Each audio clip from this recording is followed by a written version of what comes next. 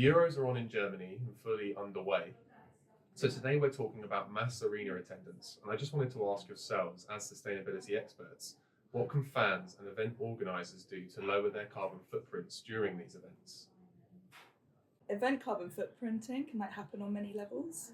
So you've got obviously top down, where the stadium and the competition and the countries can all do something, versus the people attending also have their carbon footprinting. Travel is a bit large part of this. I think it can be about 80% of all carbon footprinting from stadiums, so it's important to start reducing this. And a main factor of this is sort of flights and planes. Yeah, particularly with the teams.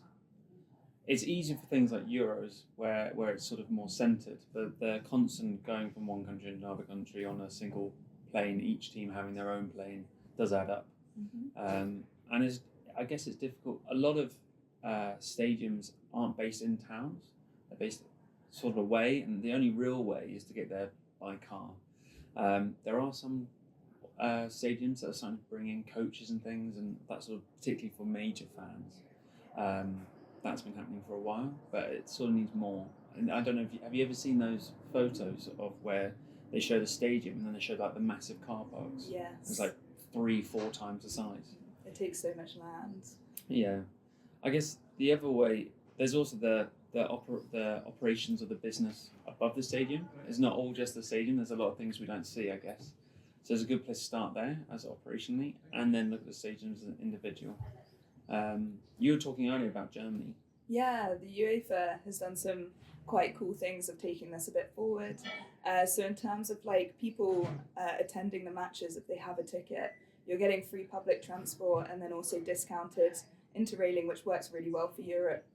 And that's really important to encourage people to move away from cars and to move away from flying. It promotes the normalization of a change of behaviour, right? Okay.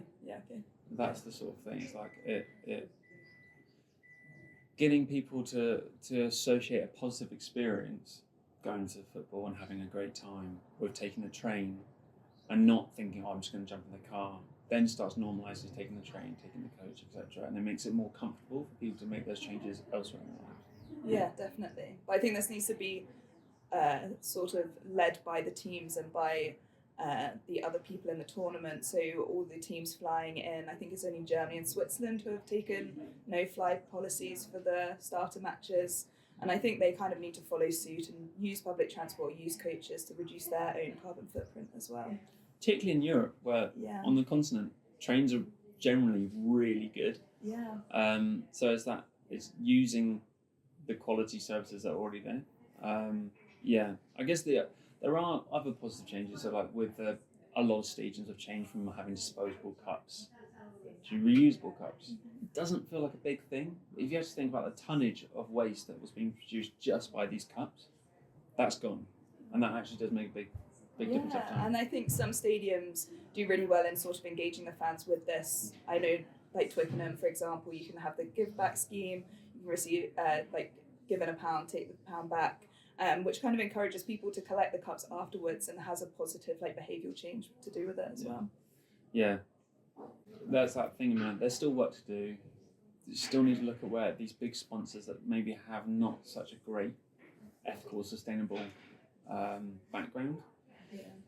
But the shift, if you think sport and sustainability doesn't naturally come together when you sort of think about it, but these small shifts show a general trend, and that over time makes a big difference. Yeah, definitely. And there's one other point to add with that is that you can see it in Germany with the Euros and also Paris with the Olympics. They're not building any of the new stadiums. They're using infrastructure that already exists. It's that thing of, if you're knocking down stadiums and rebuilding, that's a huge amount of embodied carbon that's sort of being, and energy and money and time and all of these things, and displacement of people living in the area just for a few hours on the pitch every week or less. So it's that using what we have is one of the most sustainable things we can do, even if it's not quite perfect now, even if you're going to have to change the light bulbs or whatever the other generic advice is for stadiums. Using what we've got is the best thing we can do.